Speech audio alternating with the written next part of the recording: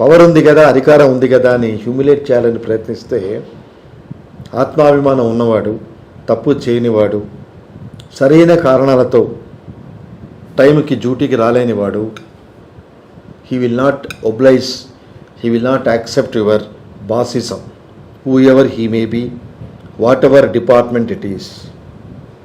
కంపారిటివ్గా police వ్యవస్థను disciplined organisation అంటారు. ఆ డిసిప్లైన్డ్ ఆర్గనైజేషన్లో మరి ఉన్నతాధికారి డిసిప్లిన్గా ఉండాల్సిన బాధ్యత లేదా అంటే ఉంది. అంటే అదొక సెల్ఫ్ సాటిస్ఫాక్షన్.